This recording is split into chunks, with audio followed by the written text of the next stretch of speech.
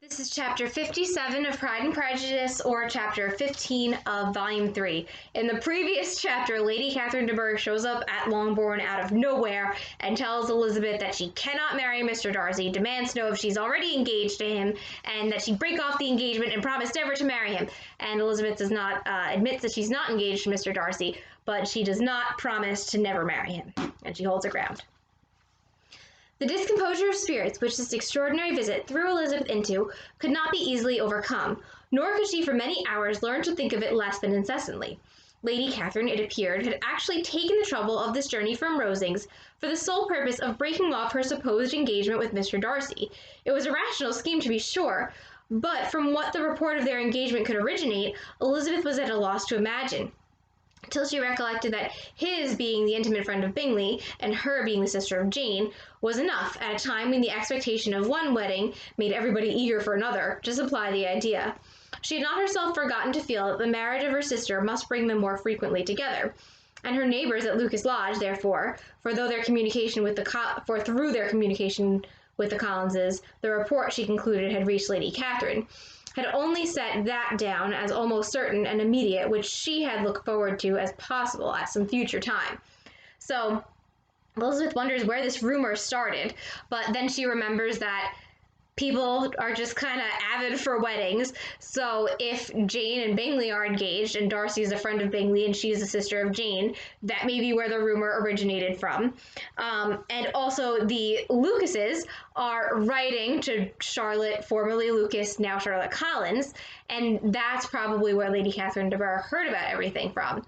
It's certainly where she heard about Lydia from. In the previous chapter, Lady Catherine de Bourgh goes, "Oh my God, and I know that your sister eloped with Wickham, who is a slime ball, bad person." She knows, doesn't know the full extent of how bad a person he is, but she does know that he was no longer on good terms with Mr. Darcy, most likely.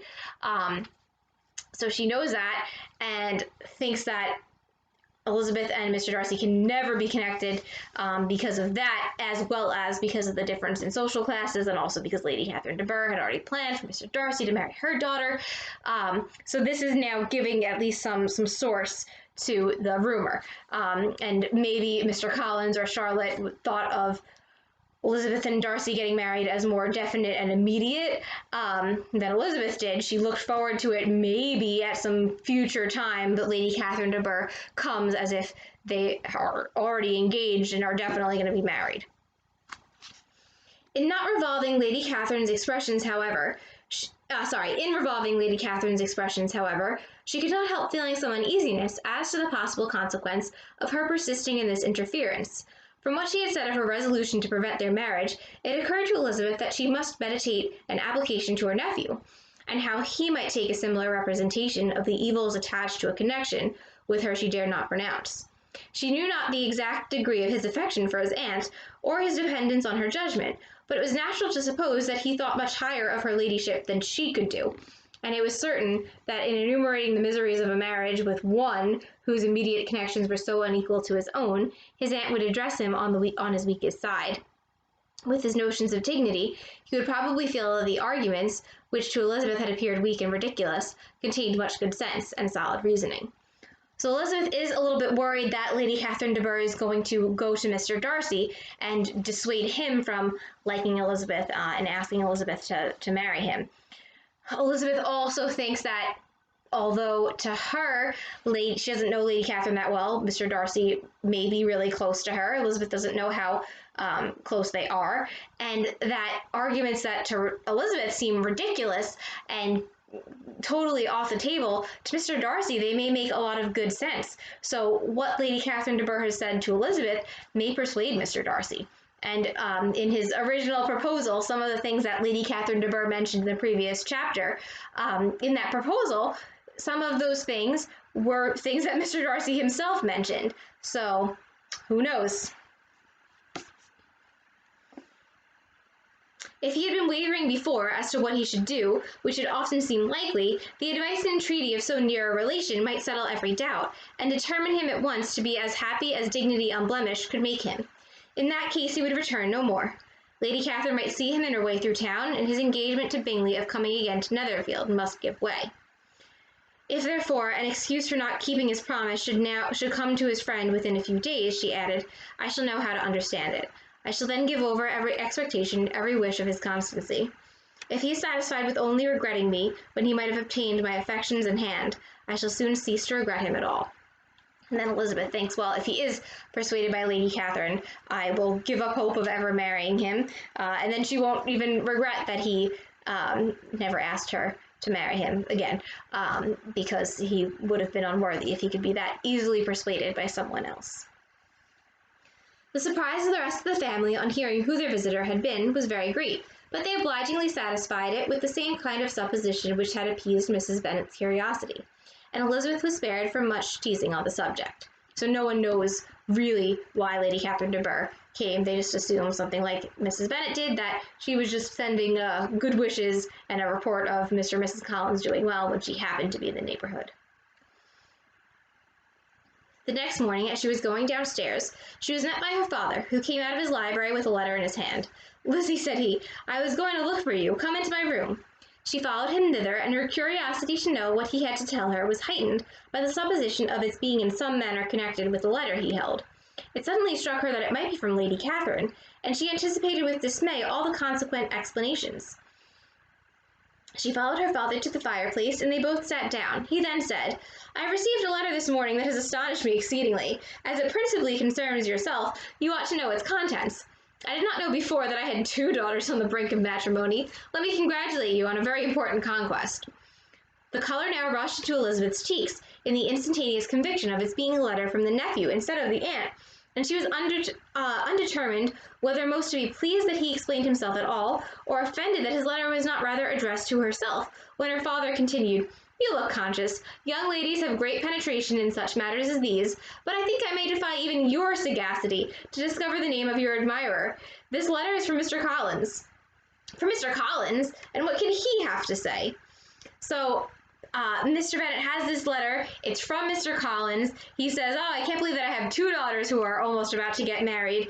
And Elizabeth blushes, and at first she thinks it's a letter from Mr. Darcy, and then she's pleased if that's the case, but also wondering why he didn't tell her directly instead of talking to her father first. And then it turns out to be from Mr. Collins, and Elizabeth goes, well, what does he have to say? Something very much to the purpose, of course. He begins with congratulations on the approaching nuptials of my eldest daughter, of which it seems he has been told by some of the good-natured gossiping Lucases. I shall not sport with your impatience by reading what he says on that point, but relates to yourself as follows. Having thus offered you the sincere congratulations of Mrs. Collins and myself on this happy event, let me now add a short hint on the subject of another, of which we have been advertised by the same authority. Your daughter Elizabeth, it is presumed, will not long bear the name of Bennet after her eldest sister has resigned it, and the chosen partner of a fate may be reasonably looked up to as one of the most illustrious personages in this land. Can you possibly guess, Lizzie, who is meant by this? So, Mr. Bennet is reading that letter from Mr. Collins. Mr. Bennet's very sarcastic, says, oh, Mr. Collins gets right to the point, sarcastically.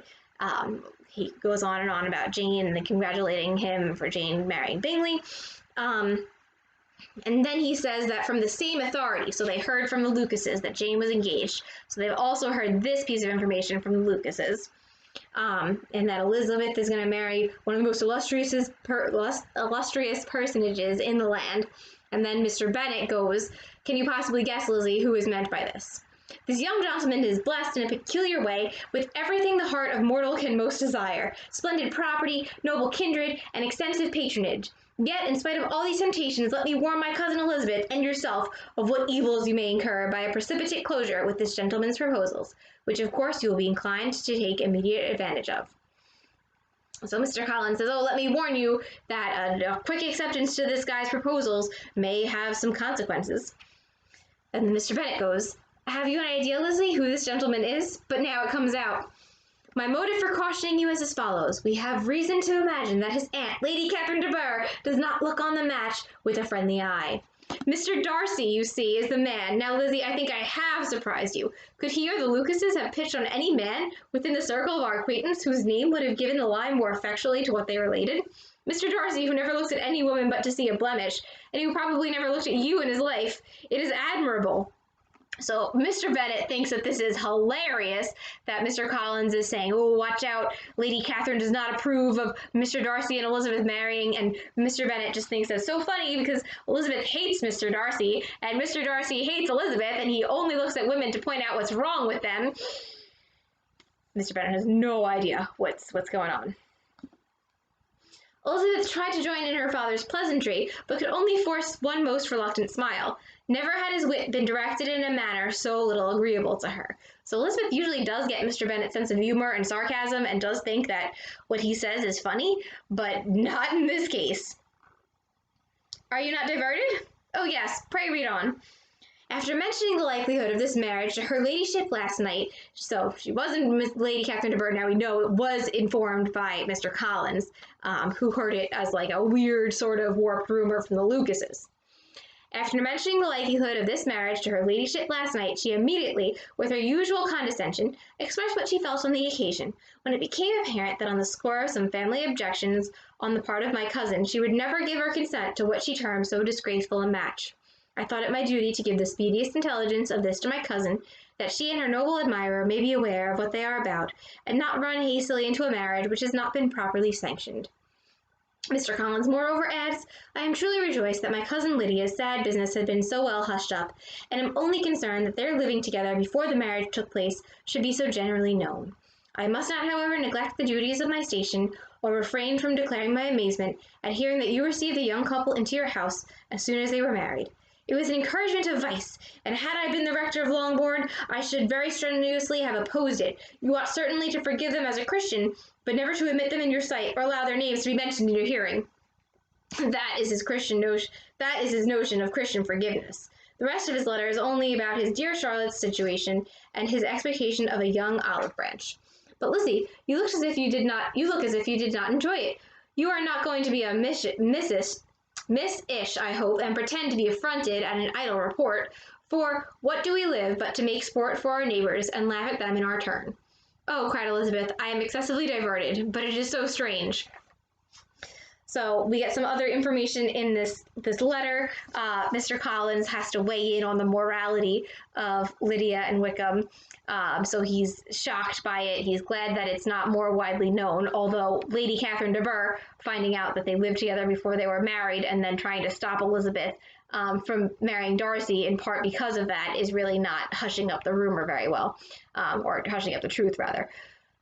And then he says that he doesn't think that they should have let them into Longbourn, which Mr. Bennet originally didn't want to do.